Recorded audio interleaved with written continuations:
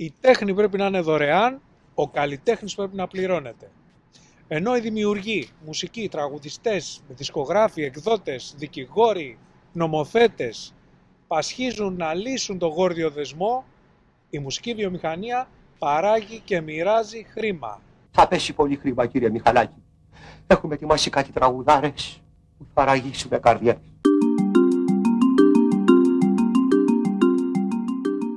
Καλώς ήρθατε στο Εμένα Ρώτα, το κανάλι οδηγό επιβίωσης στη σύγχρονη μουσική βιομηχανία. Λέγομαι Βασίλης Γκίνος και είμαι μουσικός. Στο σημερινό επεισόδιο συνεχίζουμε την προσπάθειά μας να ορίσουμε τη μουσική βιομηχανία, αυτή τη φορά με οικονομικούς όρους. Οι αριθμοί είναι βαρετοί, αλλά είναι οι πιο αξιόπιστοι δείκτες, το απαραίτητο reality check είναι η αντικειμενική εικόνα του παρόντος και των τάσεων που δημιουργούνται στο χώρο. Στη φάση που βρίσκεται τώρα, η μουσική βιομηχανία διανύει μια περίοδο ανάκαμψης ύστερα από μια βαθιά επιχειρηματική κρίση, το έχουμε καταλάβει όλοι.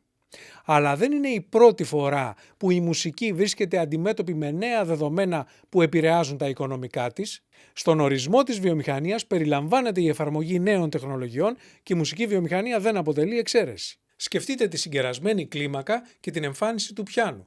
Χωρίς αυτά τα δύο, η δυτική μουσική δεν θα είχε επικρατήσει παγκόσμια, ή τη σημασία που είχε η σημειογραφία για την εξάπλωση της παρτιτούρας με την εφεύρεση της τυπογραφίας. Τον αντίκτυπο που είχε η ηχογράφηση και η ραδιοτηλεοπτική αναμετάδοση στη μορφή και το περιεχόμενο της σύγχρονης μουσικής, ή την επίδραση που είχαν οι ηλεκτρονικοί υπολογιστές, η ψηφιακή τεχνολογία και φυσικά το διαδίκτυο στον τρόπο που ακούμε σήμερα μουσική.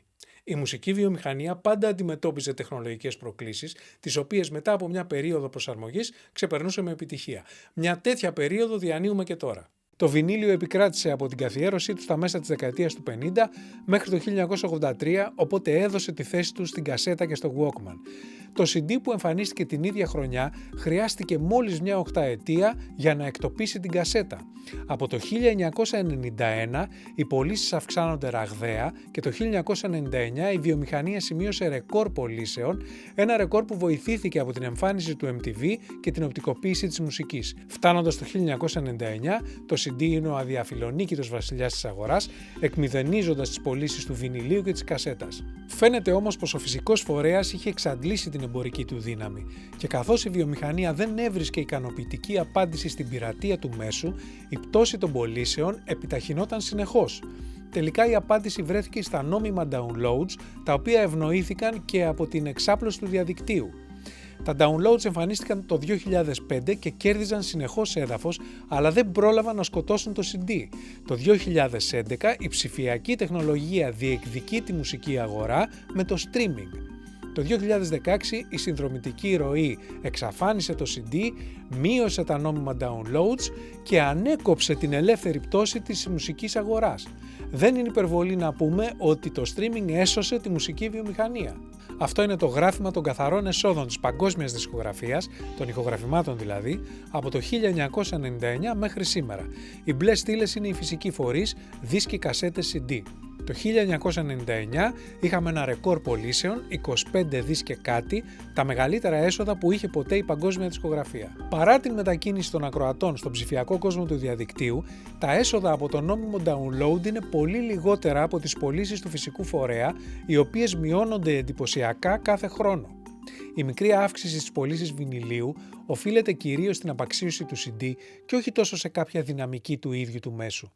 Είναι σαν να περιμένεις από τα αυτοκίνητα αντίκες να σώσουν την αυτοκινητοβιομηχανία. Η συνολική πτώση των πωλήσεων έχει τεράστιο αντίκτυπο στη δυνατότητα των εταιριών να υπογράφουν και να προωθούν νέους καλλιτέχνες, διακινδυνεύουν λιγότερο και βαδίζουν την πεπατημένη. Οι επιχειρήσεις αναζητούν νέα μοντέλα για να εξασφαλίσουν μια θέση στο χώρο. Το πιο υποσχόμενο είναι το streaming, η κινητήρια δύναμη ανάπτυξης της μουσικής βιομηχανίας, το οποίο το 2018 έφτασε περίπου τα 9 δις. Σήμερα φτάνει το 70% των συνολικών εσόδων της βιομηχανίας, ενώ η αύξησή του ξεπερνά κατά πολύ την μείωση στις πωλήσεις των παραδοσιακών φορέων.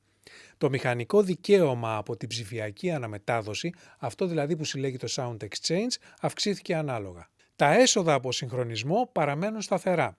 Συγχρονισμός είναι η ενσωμάτωση της μουσικής σε ένα οπτικοακουστικό έργο. Κινηματογραφικές ταινίες, τηλεοπτικά προγράμματα, διαφημιστικά σποτ και άλλες οπτικοακουστικές παραγωγές αποδίδουν αρκετά χρήματα. Οι επιτυχημένες αυθεντικές ηχογραφήσεις επίσης αποδίδουν σταθερά, ενώ η αγορά για έτοιμη μουσική αναπτύσσεται ραγδαία μέσω των online music libraries. Η παγκόσμια δισκογραφία είχε καθαρά έσοδα 19,1 δις για το 2018. Υπάρχει μια ανωδική τάση για τέταρτη συνεχή χρονιά, για να έχουμε μια τάξη μεγεθών να συγκρίνουμε με έσοδα άλλων βιομηχανικών κλάδων. Έτσι για το 2018 ο ασφαλιστικός όμιλος AXA είχε καθαρά έσοδα 6,2 δις, η Coca-Cola 6,5, η Nestlé 10,1, η Mercedes 10,6. Η Microsoft και η Shell ήταν κοντά, γύρω στα 35 δις, η Alphabet που είναι η ομπρέλα εταιρεία της Google είχε 36 δις και η Apple 59 δις. Το δημόσιο χρέος της χώρας μας τον Απρίλιο του 2019 ήταν 357 δις, ένα 170% του ΑΕΠ, για να μην ξεχνιόμαστε. Τα 19,1 δις δεν είναι λίγα, αλλά το μέγεθος της βιομηχανίας είναι το 78% του αντίστοιχου για το 1999. Ακόμα χειρότερα, εάν συγκρίνει κανείς τα ακαθάριστα έσοδα της βιομηχανίας, 160-170 δις, με το ακαθάριστο εγχώριο προϊόν χωρών που παραδοσιακά παράγουν μουσικό περιεχόμενο, Ηνωμένες Πολιτείες και Ηνωμένο Βασίλειο, το ποσό αυτό είναι ασήμαντο, με ταβίας 0,4 έως 0,8%. Υπάρχουν δε φωνές που ισχυρίζονται ότι η ανάπτυξη έχει κορυφωθεί, η αγορά έχει κορεστεί και ότι ο στόχος του 1999 είναι ανέφικτος και ανήκει οριστικά πια στο παρελθόν.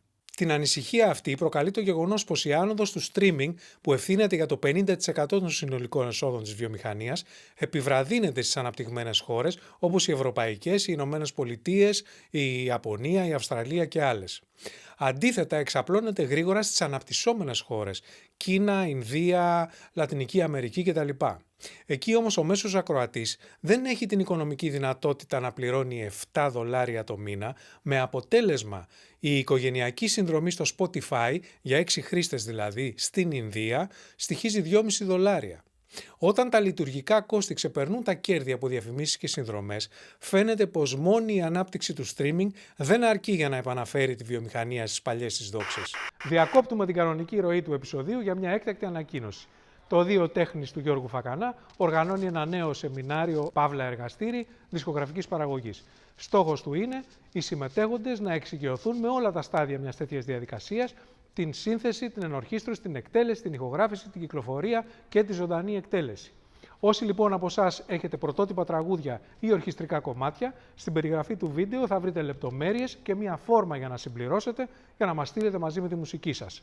Τα 3 καλύτερα τραγούδια θα κυκλοφορήσουν από το Δείο Φακανάς και θα παρουσιαστούν ζωντανά στο υπέροχο αμφιθέατρο της σχολής, στο οποίο βρισκόμαστε και τώρα. Ο Γιώργος Φακανάς, η Μαντό και ο υποφαινόμενος θα είναι στη διάθεσή σας σε όλη τη διάρκεια των εργαστηρίων για να σας συμβουλέψουν, να σας καθοδηγήσουν, να σας βοηθήσουν. Σας ευχαριστώ πολύ για την προσοχή σας. Χίλια συγγνώμη σας εύχομαι. Μπορείτε να συνεχίσετε. Η ραγδαία εξάπλωση του streaming σε συνδυασμό με την απώλεια του φυσικού φορέα έχουν στρέψει την προσοχή της αγοράς στο πνευματικό δικαίωμα και στα έσοδα που προέρχονται από αυτό.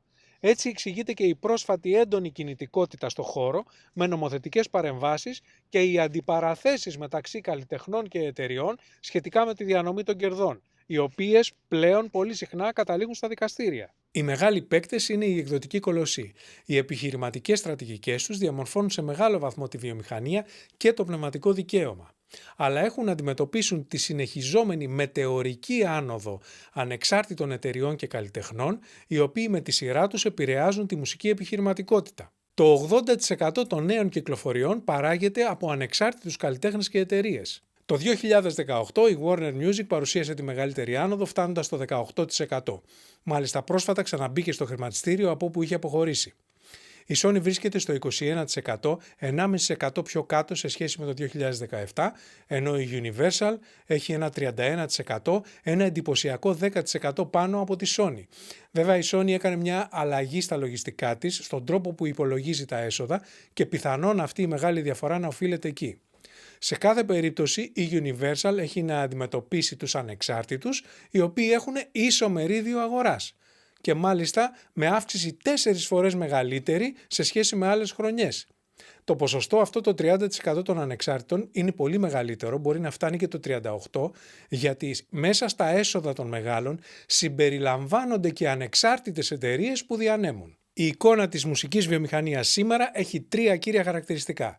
Συνεχιζόμενη ανάπτυξη, έστω με επιβραδυνόμενους ρυθμούς, κυριαρχία του streaming και γρήγορη άνοδος ανεξάρτητων εταιριών και καλλιτεχνών. Αντίθετα με την κάμψη της ηχογραφημένης μουσικής, η επιχείρηση των συναυλιών παραμένει υγιής. Η ζωντανή εκτέλεση είναι πιο προσοδοφόρα από ποτέ.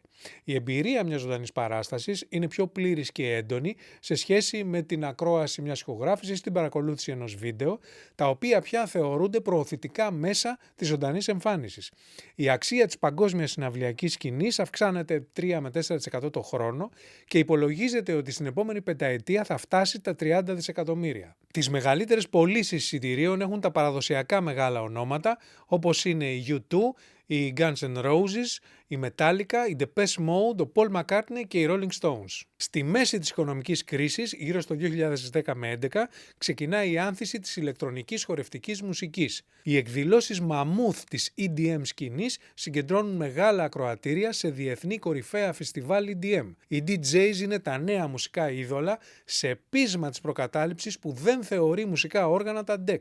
Το επιχειρηματικό πεδίο, οι ευέλικτες συμφωνίες που προσφέρουν πια οι εταιρείες μπορούν να διαμορφώσουν συμφέροντα πακέτα για τον καλλιτέχνη, ειδικά αν ο τελευταίος έχει μόχλευση.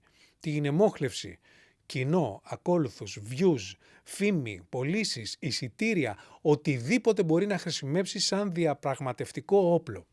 Η αγορά πάντα θα χρειάζεται εταιρείες, αλλά η συμμετοχή τους και οι υπηρεσίες τους αυτή τη στιγμή είναι διαπραγματεύσιμες. Ειδικά μετά την εισβολή των τηλεοπτικών realities και των 360 deals. Τα όλο και φθηνότερα εργαλεία ψηφιακής παραγωγής και η ηλεκτρονική διανομή δημιουργούν πληθώρα μουσικής για κάθε γούστο ή έλλειψή του. Νέες μέθοδοι παραγωγής και κυκλοφορίας εμφανίζονται συνεχώς και η μουσική πλευρά της βιομηχανίας ακμάζει. Ή μήπως όχι? Μια γρήγορη ματιά στο σύγχρονο mainstream, στο πιο εμπορικό δηλαδή ρεπερτόριο, δεν φαίνεται να επιβεβαιώνει αυτή την αισιόδοξη εικόνα. Η ψηφιακή δημοκρατία έχει αντίτιμο. Εφόσον όποιος έχει ένα λάπτοπ έχει πρόσβαση στο μουσικό κύκλωμα, στην παραγωγή και κυκλοφορία μουσικής, είναι επόμενο ένα μεγάλο μέρος της μουσικής που φτάνει στο κοινό να είναι διάφορο, κακόγουστο, κακοφτιαγμένο. Αυτό οφείλεται στον αποκλεισμό των gatekeepers, των ανθρώπων δηλαδή που με την αισθητική τους καθόριζαν τι μπορεί να κυκλοφορεί και τι όχι, στην ευκολία της ηλεκτρονικής διανομής, αλλά βασικά σε μια κυρίαρχη kitsch αισθητική η οποία βρίσκεται παντού γύρω μας, όχι μόνο στη μουσική. Για την ακρίβεια η μουσική είναι ο δείκτης αυτής της αισθητικής. Στο προηγούμενο επεισόδιο είχαμε αναφερθεί στην επιρροή που ασκεί η βιομηχανική παραγωγή πάνω στα προϊόντα της μαζικής κουλτούρας. Δεν είναι kitsch μόνο η μουσική που ακούμε. Είναι οι ταινίες που βλέπουμε, τα βιβλία που διαβάζουμε, τα φαγητά που τρώμε, τα ρούχα που φοράμε, το ραδιόφωνο, η τηλεόραση, η αρχιτεκτονική, η λογοτεχνία.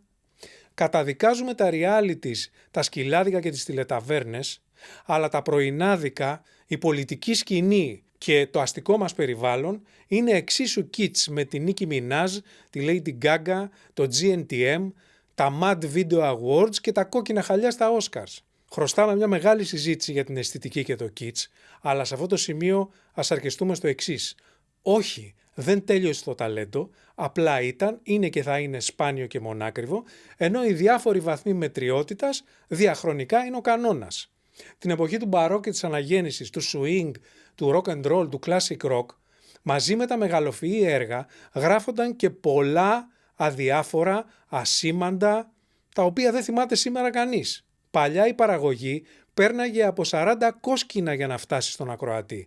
Τώρα φτάνει σε αυτόν κατευθείαν από τον παραγωγό. Η μουσική αυτή πλημμύρα ενισχύεται και από την αυξημένη ζήτηση του διαδικτύου για περιεχόμενο.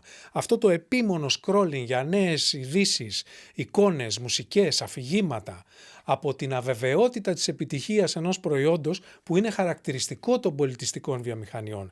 Και μην ξεχνάτε ότι η μουσική βιομηχανία είναι βιομηχανία κλίμακας, που σημαίνει ότι τα κόστη μειώνονται όσο αυξάνεται η ποσότητα της παραγωγής. Πολλά τα λεφτά, Άρη. Ναι, είναι πολλά, αλλά δεν είναι για όλους. Μπορείς να δοκιμάσεις να μπεις old school με τα τσαρούχια και θα βγεις με τον ίδιο τρόπο μείον τις οικονομίες σου. Αυτό είναι η μπάζα, η ζαριά.